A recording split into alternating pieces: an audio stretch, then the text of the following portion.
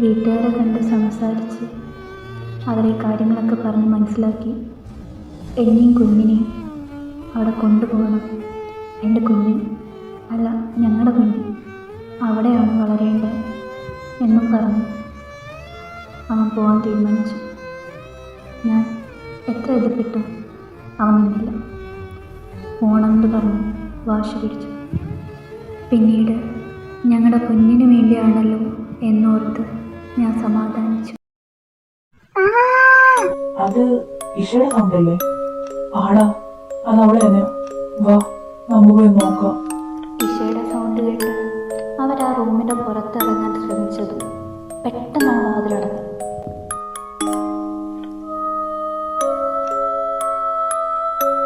എടാ, ഈ വാതിൽ എന്താടാ തുറക്കാത്തത്?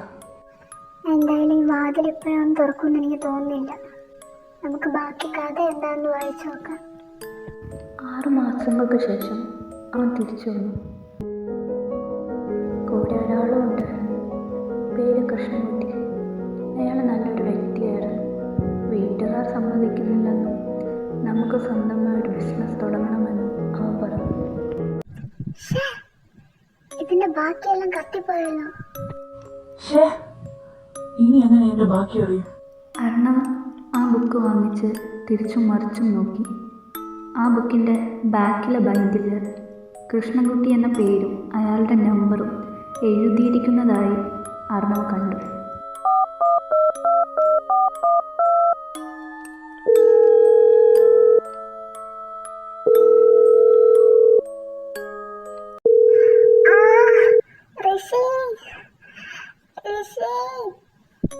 ഋഷി പോവാൻ തുടങ്ങിയതും അർണവ് അവനെ തടഞ്ഞു. നീക്ക് ഒരുമിച്ച് പോവാം. അതിനു മുന്നേ കൃഷ്ണൻകുട്ടി ഒന്നും കൂടി ഒന്ന് ട്രൈ ചെയ്യാം.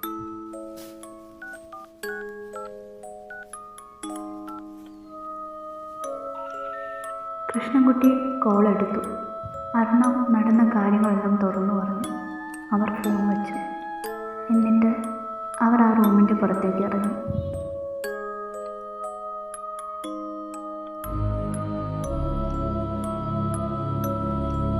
ആ സമയം ഋഷി കാണുന്നത് ഇഷയെ മകേഷ് വലിച്ചെറിയുന്നതാണ്. അത് തടയാൻ പോയ ഋഷിയെയും മകേഷ് അതേപോലെ വലിച്ചെറിയുന്നു. ഇതേ സമയം ലാവണ്യയും അർണവും മറ്റുള്ളവരുടെ അടുത്ത് പോയി അവരെ വിളിച്ചുണർത്തി.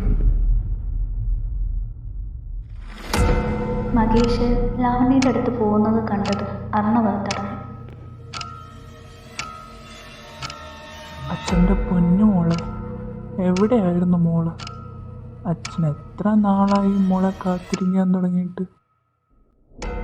മോളെ, നിന്റെ അമ്മയും പ്രഗ്നൻ്റ് ആയിരിക്കുമ്പോഴാണ് ഇവിടെ മരിച്ചു വീണത് എന്ന് പറഞ്ഞ് മകേഷ് ലാവണ്യയുടെ അടുത്തേക്ക് പോയി. അവളുടെ വയറിൽ തൊടാൻ പോയത് ഒരു കൈ അവനെ തടഞ്ഞു. അവൻ തിരിഞ്ഞു നോക്കി. അത് ഋത്തിക്കായിരുന്നു. മകേഷ് ചിരിച്ചുകൊണ്ട് അവനെയും ദൂരേക്ക് വലിച്ചെറിഞ്ഞു. ആ സമയം അവിടെ കാറ്റാഞ്ഞു വീശാൻ തുടങ്ങി. ഓ, വന്നോ? ഇത്രയും പെട്ടെന്ന് വരുമെന്ന് പ്രതീക്ഷിച്ചില്ല. അവിടേക്ക് കൃഷ്ണൻകുട്ടിയും മേൽപ്പാടും വന്നു. എന്നാലും എല്ലാവർക്കും സ്വാഗതം. പിന്നെ നീ ഇറങ്ങിയെന്ന് പറയുമ്പോൾ വന്നല്ലേ പറ്റൂ. അവിടെ മൊത്തവും മകേഷിൻ്റെ അട്ടഹാസ ചിരികളായിരുന്നു. ജനലിൻ്റെ കണ്ണാടികൾ പൊട്ടാനും സാധനങ്ങൾ എറഞ്ഞുടയാനും തുടങ്ങി. ശക്തമായ കാറ്റടിച്ചു. എന്നാൽ അതൊക്കെ കുറച്ചു നേരമേ ഉണ്ടായിരുന്നു. മീനാക്ഷിയുടെ ശക്തിയിൽ മകേഷിൻ്റെ ശക്തി ഒന്നുമല്ലാതായി തീർന്നു. കാറ്റിൻ്റെ വേഗത കുറയാനും സാധനങ്ങൾ ഇറങ്ങിയുടയുന്നത് നിൽക്കാനും തുടങ്ങി. മേൽപ്പാട് തന്ത്രമന്ത്രങ്ങളാൽ ജിത്തുകൊണ്ടുവന്ന വെള്ളം അവൻ്റെ ദേഹത്തായി തെളിച്ചു. മകേശന് വിറയൽ അനുഭവപ്പെട്ടു. അവൻ്റെ ശക്തികൾ കുറയുന്നതായാണ് തോന്നി. അവൻ ഒരിടത്താൽ വാടിക്കുഴഞ്ഞു നിന്നു. ഇവിടെ എന്താ നടക്കുന്നത്? ഞാൻ ഇയാളുടെ മകളാണെന്ന് അയാൾ പറയുന്നത്. എനിക്കിതിൻ്റെ സത്യാവസ്ഥ അറിയണം. ആരെങ്കിലും ഒന്ന് പറഞ്ഞു തരൂ? മോളെ, ഞാൻ പറയാം. മോള് സമാധാനപ്പെടുക. വേണ്ട, ഞാൻ പറയാം മാമ. അന്നൊരു ദിവസം ഇവൻ ബിസിനസ് ചെയ്യാം എന്ന് പറഞ്ഞു വന്നപ്പോൾ പക്ഷേ അതിന് കാശ് വേണ്ടേ? നീ ഒരു കാര്യം ചെയ്യും, നമുക്ക് നിന്റെ സ്വത്തൊക്കെ അങ്ങ് വയ്ക്കാം. അപ്പോൾ പിന്നെ പ്രശ്നമില്ലല്ലോ. അത് ശരിയാവില്ല. വീട്ടുകാരെ വിട്ടിട്ടാണ് ഞാൻ നിൻ്റെ കൂടെ വന്ന്. എന്നിട്ട് അവരുടെ സ്വത്തെടുത്ത് വിറ്റാൽ അതെങ്ങനെയാ? പിന്നെ എന്ത് ചെയ്യാനാ മീനു? പ്ലീസ് നീ ഒന്ന് നോക്ക്. അങ്ങനെ മകേഷിൻ്റെ നിർബന്ധത്തിൽ ഞാൻ സമ്മതിച്ചു. ഞാൻ വിൽക്കാൻ പോയി. അപ്പോഴാണ് ബാങ്ക് സ്റ്റാഫ് എന്നോട് പറഞ്ഞത് അച്ഛനത് തിരുത്തി എഴുതിയെന്ന്. എൻ്റെ പേരിൽ ഇപ്പോൾ ഒന്നുമില്ലെന്ന്. ഇത് ഞാൻ ഇവനോട് വന്ന് പറഞ്ഞു. അത്രയും നേരം സന്തോഷത്തോടെ നിന്ന ഇവൻ അത് പറഞ്ഞപ്പോൾ അവൻ്റെ മുഖത്തെ സന്തോഷമൊക്കെ മാറി. വളരെ വളരെ ദേഷ്യം നിറഞ്ഞ മുഖമായിരുന്നു ഇന്ന് ഞാൻ അവനെ കണ്ടത്. അവിടെ ഉണ്ടായിരുന്ന മേശകളെല്ലാം തള്ളിയിട്ട് കയ്യിലുണ്ടായിരുന്ന ഫോണൊക്കെ എറിഞ്ഞുടക്കിയായിരുന്നു അവൻ. നിനക്ക് എന്താ പറ്റിയേ? എന്തിനാ ദേഷ്യപ്പെടുന്നേ? പിന്നെ ദേഷ്യപ്പെടാതെ, എന്റെ പ്ലാനുകളെല്ലാം തകർന്നില്ലേ? പ്ലാനോ? എന്ത് പ്ലാൻ? അതിനെ ഞാൻ പറഞ്ഞത് ബിസിനസ് ചെയ്യാനായിട്ട് ഇരുന്നില്ലേ, അതിനെ പറ്റിയാ. അത് നമുക്ക് ലോൺ എടുത്തിട്ടും ചെയ്യാലോ, ടെൻഷൻ ആവാതെ. ശരി, അതെല്ലാം വീട് കഴിക്കാൻ പോവാം. അന്ന് ഞങ്ങൾ രണ്ടുപേരും ഫുഡൊക്കെ കഴിച്ചു കിടന്നുറങ്ങി. രാവിലെ കഴിഞ്ഞിട്ടപ്പോൾ മകേഷിനെ അവിടെയൊന്നും കാണാനില്ലായിരുന്നു. ഞാൻ നേരെ പോയി കൃഷ്ണൻകുട്ടി ചേട്ടനോട് അതിനെപ്പറ്റി ചോദിച്ചു. ചേട്ടാ, മകേഷ് ഇവിടെയൊന്നും കാണുന്നില്ല. അത് മോളെ, സാറ് രാവിലെ പോയി എന്തോ ആവശ്യമുണ്ടെന്ന് പറഞ്ഞു. എന്നെ കുഞ്ഞിനെ വിളിക്കാമെന്നും പറഞ്ഞു. മോളെ, ഞാൻ കഴിക്കാൻ എടുക്കട്ടെ? ഇപ്പോൾ വേണ്ട ചേട്ടാ, പൊക്കോ. അന്ന് മുതൽ ഞാനും എൻ്റെ കുഞ്ഞും ഇവന് വേണ്ടി കാത്തിരിക്കാൻ തുടങ്ങി. അങ്ങനെ ഒരു ദിവസം എനിക്ക് ഡെലിവറി പെയിൻ വന്നു. കൃഷ്ണൻകുട്ടി ചേട്ടൻ വൈറ്റാറ്റിയെ വിളിക്കാൻ പോയി. ഞാൻ പ്രസവിച്ചു. ഒരു പെൺകുഞ്ഞിനെ ആയിരുന്നു. അവൾ വന്നതോടെ ഇവനില്ലാത്ത വിഷമം മാറി വരികയായിരുന്നു. അത് കൂടുതൽ കാലമൊന്നും നിന്നില്ല.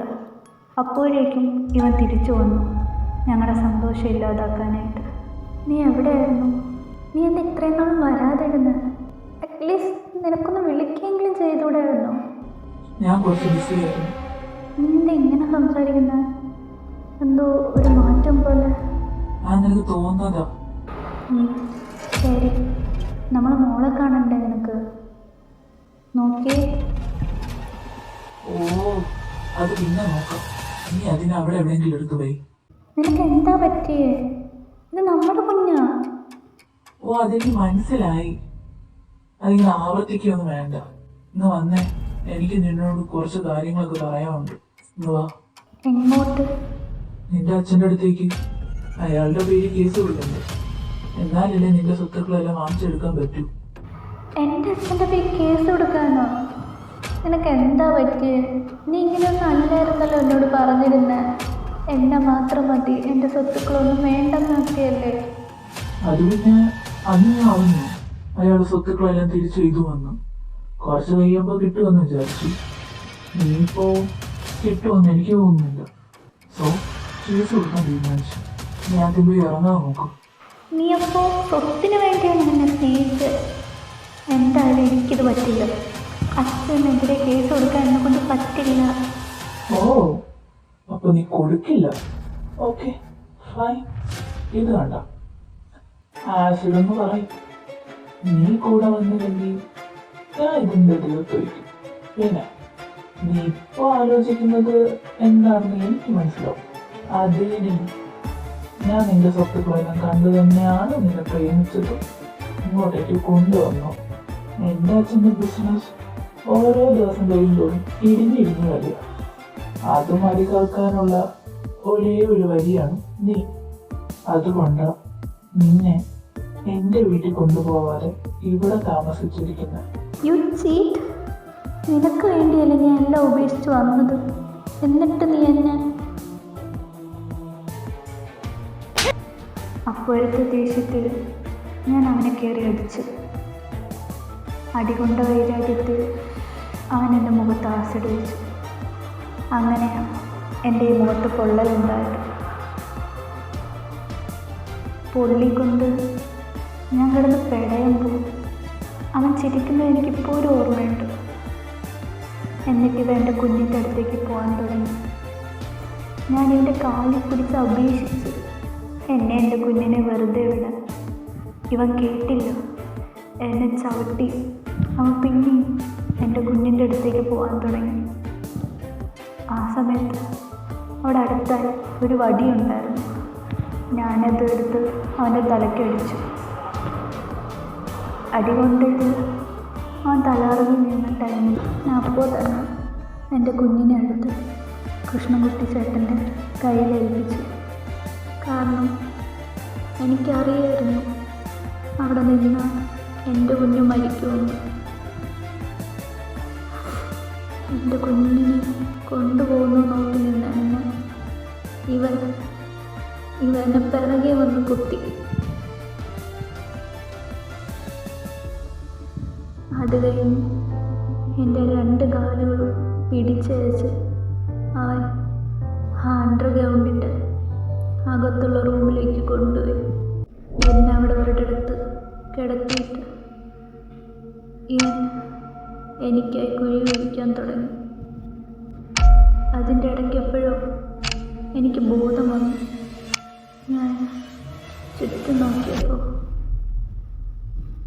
എന്നെ കുത്താൻ വേണ്ടി അവൻ ഉപയോഗിച്ച കത്തി അവിടെ കിടപ്പുണ്ടായിരുന്നു. അത് ഞാൻ പതുക്കെ അത് ഞാൻ എടുത്ത് എൻ്റെ ബാക്കിലേക്ക് ഒളിപ്പിച്ചു. കുഴി കുഴിച്ച ശേഷം അവൻ എന്നെ അതിലേക്ക് ഇടാനായിട്ട് എൻ്റെ അടുത്തേക്ക് വന്നു. ആ സമയം ഞാൻ ആ കത്തി എടുത്തവൻ്റെ നെഞ്ചിലിട്ട് കുത്തി ഇറക്കി. എൻ്റെ ദേഷ്യവും വാശിയും വിഷമവും തീരുന്നവരെ ഞാൻ അവനെ കുത്തിക്കൊണ്ടേയിരുന്നു.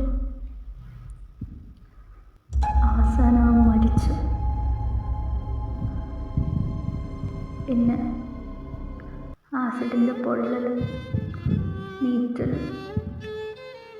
ഇവൻ്റെ കുത്തും, ഇതെല്ലാം കൊണ്ട് ഞാൻ പിന്നെ എന്താ സംഭവിച്ചു? ബാക്കി ഞാൻ പറയാം. ഞാൻ കുഞ്ഞിനെ ഒരിടത്താക്കി. തിരിച്ചു വരുമ്പോൾ ആരെയും കാണുന്നില്ലായിരുന്നു. ഞാൻ വീട് മൊത്തം നോക്കി. അങ്ങനെ ഇവരുടെ റൂമിലേക്ക് പോയപ്പോൾ താഴത്തെ വാതിൽ തുറന്നു കിടക്കുന്നത് കണ്ടു. ഞാൻ താഴെ ഇറങ്ങിയപ്പോൾ കണ്ടത് 2 ജീവനറ്റ ശരീരങ്ങളെ, കൂടെ ഒരു കുഴിയും ഉണ്ടായിരുന്നു. ഞാൻ അവരെ 2 പേരെയും ആ കുഴിയിലിട്ടു മൂടി. പിന്നീട് ഞാൻ അവിടെ നിന്നില്ല. കുറച്ചു കാലങ്ങൾക്ക് ശേഷം ഞാൻ അറിഞ്ഞു ഇവൻ്റെ ആത്മാവ് ഇവിടെ ശല്യം ഉണ്ടാക്കുന്നുണ്ടെന്ന്. ഞാനും പിന്നെ കുറച്ച് ദൂരെയുള്ള നാട്ടുകാരും കൂടെ ചേർന്ന് മേൽപ്പാടിനെ വിളിച്ചു അവനെ തളയ്ക്കാനായി. ഇയാളെ എങ്ങനെയാ തളച്ചേ? അതിൻ്റെ പിന്നിലും ഒരു സത്യമുണ്ട്.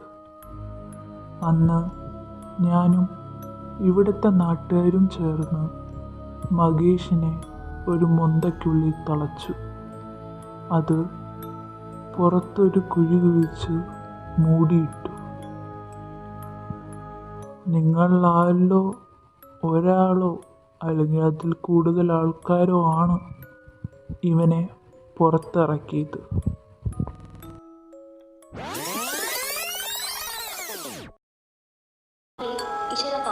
എന്തിലോ തട്ടി. അതെന്താണെന്നറിയാൻ അവളത് കൈകൊണ്ട് കൊടുത്തു. എന്നാൽ ഇരുട്ടായതുകൊണ്ട് തന്നെ അവൾക്കത് കാണാൻ സാധിച്ചില്ല. ഋഷി തിരിഞ്ഞു നോക്കിയപ്പോൾ ഇഷയെ കാണാനില്ല. അവൻ അവിടേക്ക് അവളെ അന്വേഷിച്ചു പോയി. അവളെന്തോ കയ്യിലെടുത്ത് നിൽക്കുന്നതാണ് അവൻ കണ്ടത്. പക്ഷേ അവൻ ഇരുട്ടായതുകൊണ്ട് അത് കാണാൻ സാധിച്ചില്ല. എന്ന് പറഞ്ഞ് അവൻ അവൻ്റെ അടുത്തേക്ക് വന്നു. അവളുടെ കയ്യിലേക്ക് അവൻ അവൻ്റെ ഫോണിൽ ടോർച്ചെടുത്തു. അപ്പോഴാണ് അവരത് കാണുന്നത്. അവളുടെ കയ്യിലെത്തുന്നത് അത് കണ്ടത് രണ്ടുപേരും ഒരേപോലെ പറഞ്ഞു. അവൾ പെട്ടെന്ന് തന്നെ അതെടുത്ത് കളഞ്ഞു. എന്നിട്ട് അവർ രണ്ടുപേരും കൂടി. ഇതൊക്കെ ശരിയാ, പക്ഷെ ഞാൻ എങ്ങനെയാ ഇവരുടെ മകളാവുന്നേ? ഇനി കുഞ്ഞിന്റെ കാര്യം.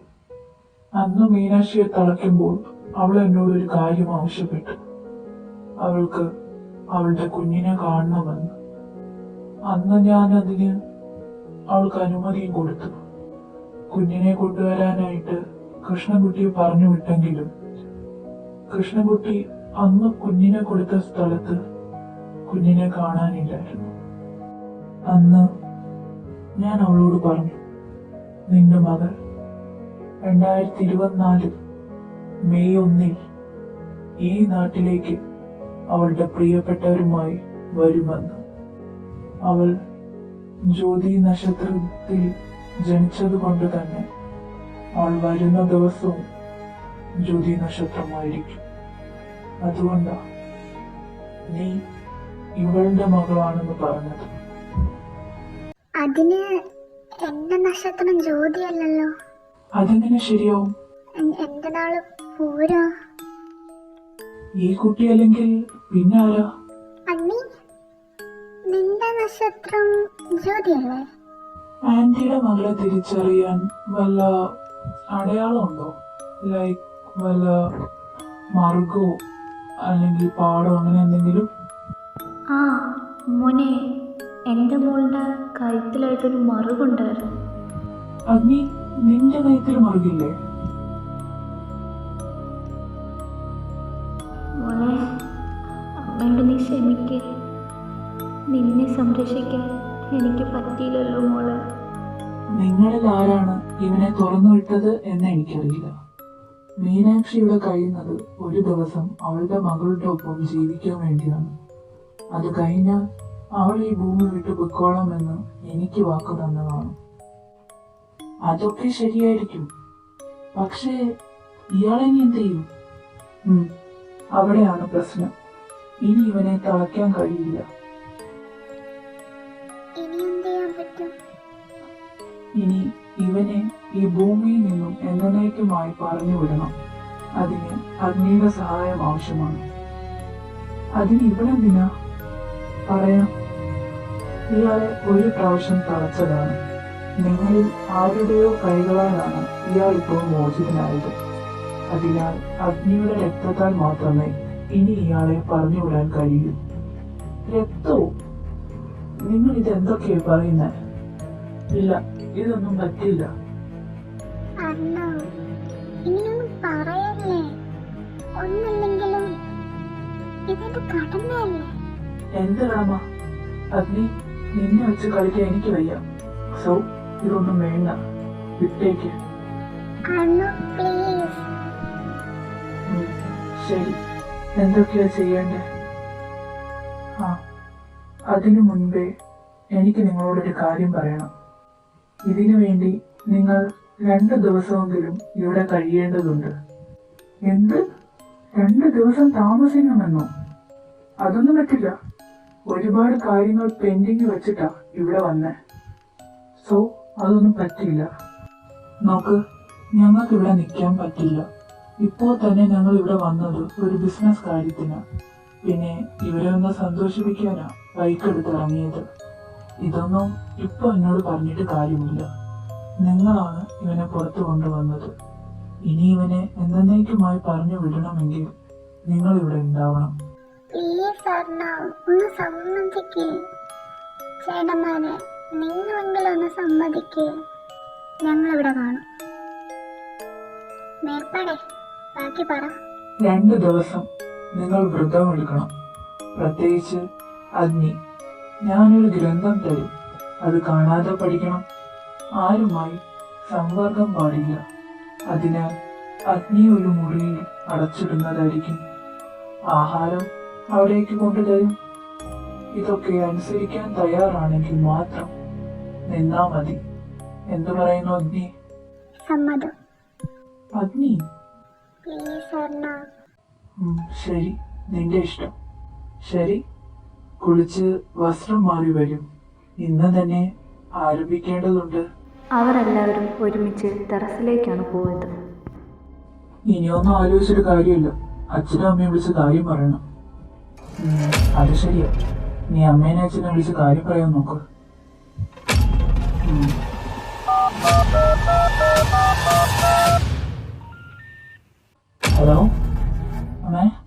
ഹലോ മോനെ, എടാ നിങ്ങൾ എപ്പോൾ എത്തോടാ?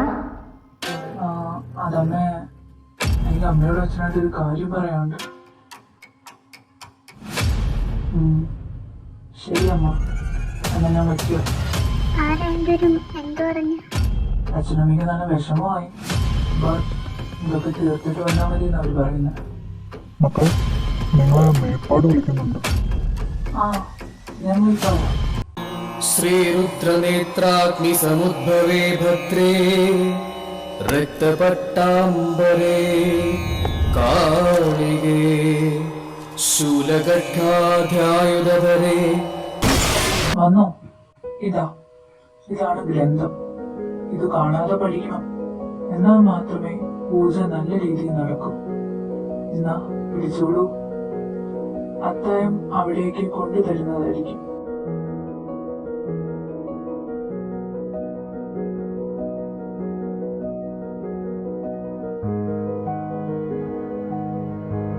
നിങ്ങൾ പോയി കുളിച്ച് വൃത്തിയായി വരിക. എന്നിട്ട് നേരത്തെ അത്താഴം കഴിച്ച് കിടന്നുറങ്ങാൻ നോക്കോളൂ. രാവിലെ നേരത്തെ എണീക്കേണ്ടതുണ്ട്. കൃഷ്ണകുട്ടി, കുട്ടികൾക്ക് വല്ലതും മേടിച്ചു കൊടുക്കാൻ നോക്ക്. മേൽപ്പാടെ അതൊക്കെ തയ്യാറാണ്. എൻ്റെ മകനോട് പറഞ്ഞ് നേരത്തെ മേടിച്ചു വെച്ചിട്ടുണ്ട്. അവരെല്ലാവരും അത്താഴം കഴിച്ച് കിടന്നുറങ്ങി. അതിരാവിലെ എഴുന്നേറ്റ് മേൽപ്പാടിൻ്റെ കൂടെ പൂജകളിലും മറ്റു കാര്യങ്ങളിലും അവർ കൂടെ നിന്നു. ആ അടച്ചിട്ട മുറി ഗ്രന്ഥങ്ങൾ പഠിച്ചുകൊണ്ട് അഗ്നിയും കഴിഞ്ഞുകൂടി. അങ്ങനെ അവസാന ദിവസം വന്നു. അതിരാവിലെ എല്ലാവരും കുളിച്ച് തയ്യാറായി നിൽക്കുകയാണ് അവസാനത്തെ പൂജയ്ക്കായി. എന്നാൽ അർണവിൻ്റെ മനസ്സ് അസ്വസ്ഥതകളാൽ വീർപ്പുമുട്ടുകയാണ്. എന്തെന്നാൽ ഇതിൻ്റെയൊക്കെ ഇടയ്ക്ക് അഗ്നിക്ക് വല്ലതും സംഭവിക്കുമോ എന്ന പേടിയായിരുന്നു അവൻ്റെ മനസ്സ് നിറയെ. അവൻ്റെ അല്ല, അവിടെയുള്ള എല്ലാവരുടെയും.